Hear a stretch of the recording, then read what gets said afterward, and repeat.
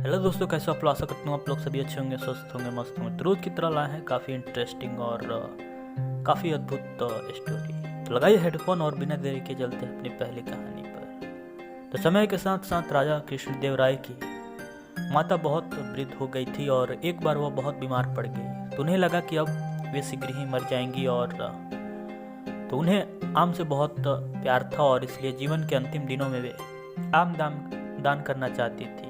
सो उन्होंने राजा से ब्राह्मणों को आमों को दान करने की इच्छा प्रकट की। तो वो समझती थी कि इस प्रकार दान करने से उन्हें स्वर्ग की प्राप्ति होगी। सो कुछ दिनों बाद राजा की माता अपनी अंतिम इच्छा की पूर्ति किए बिना ही मृत्यु की प्राप्त हो गई और उनकी मृत्यु के बाद राजा ने सभी विद्वान ब्राह्मणों को बुलाया और अपनी माँ की अंतिम अपूर्ण इच्छा के बारे में बताया। तो कुछ देर तक चुप रहने के पश्चात ब्राह्मण बोले कि यह तो बहुत ही बुरा हुआ महाराज। अंतिम इच्छा की पूरा ना होने की दशा में तो उन्हें मुक्ति ही नहीं मिल सकती है और वे प्रेत योनि में भटकती रहेगी। तो महाराज आपको उनकी आत्मा की शांति का उपाय करना चाहिए। और तब महाराज ने उनसे अपनी माता की अंतिम इच्छा की पूर्ति का उपाय पूछा। तो ब्राह्मण बोले कि उनकी आत्मा की शांति के लिए आपको उनकी पुण्य तिथि पर सोने की आमों का दान करना पड़ेगा। और अतः राजा ने अपनी माँ की पुण्य तिथि पर कुछ ब्राह्मणों को भोजन के लिए बुलाया और प्रत्येक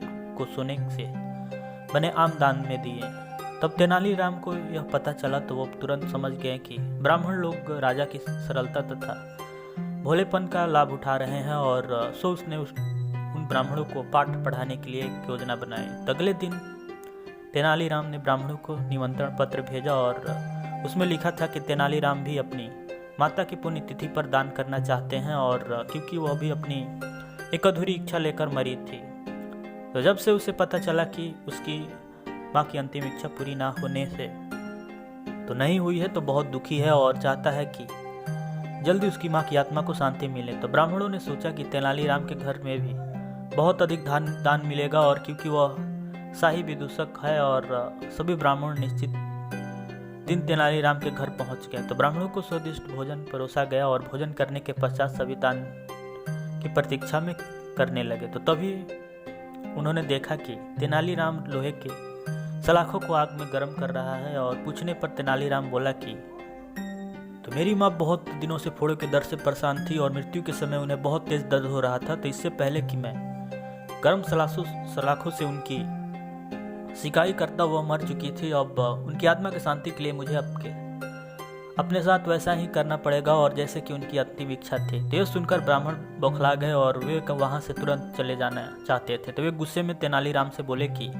हमें गर्म सलाखों से दागने पर तुम्हारी माँ की आत्मा की शांति कैसे मिलेगी? और नहीं महाशय, मैं झूठ नहीं बोल रहा हूँ। तेनालीराम ने कहा, यदि सोने के आम दान में देने से महाराज की माँ की आत्मा को स्वर्ग मिल सकता है तो मैं अपनी माँ की अंतिम इच्छा क्यों नहीं पूरी कर सकता? यह सुनते ही सभी ब्राह्मण समझ गए कि तेनालीराम क्या चाहता है और वह बोले कि तेनालीराम हमें क्षमा करो, हम वे सोने के आम तुम्हें दे देते हैं, बस तुम हमें जाने दो। तो तेनालीराम ने सोने का आम लेकर ब्राह्मणों को जाने दिया और परंतु एक लालची ब्राह्मण ने सारी बात राजा को जाकर बता दी। कि यह सुनकर राजा क्रोधित हो गए और उन्होंने तेनालीराम को बुलाया और बोले कि तेनालीराम, यदि तुम्हें सोने के आम ही चाहिए तो मुझसे मांग लेते। तुम इतने लालची कैसे हो गए कि तुमने ब्राह्मणों से सोने के आम ही ले लिए? तो महाराज, मैं लालची नहीं हूँ और अपितु मैं तो उनकी लालच की प्रवृत्ति को रोक रहा था। यदि वे आपकी माँ की पुण्यतिथि पर सोने के आम ग्रहण कर सकते हैं तो मेरी माँ की पुण्यतिथि पर लोहे के गर्म सलाखे क्यों नहीं झेल सकते? तो राजा तेनालीराम की बातों को अर्थ समझ गए और उन्होंने ब्राह्मणों को बुलाया और उन्हें भविष्य में लालच त्यागने को कहा। तो यह कहानी यहीं पर समाप्त होती है। आशा करता हूँ आपको यह कहानी से कुछ सीख मिला होगा और आपको काफ़ी अच्छी लगी होगी। तो मिलते हैं नेक्स्ट वीडियो में, तब तक बाय एंड टेक केयर।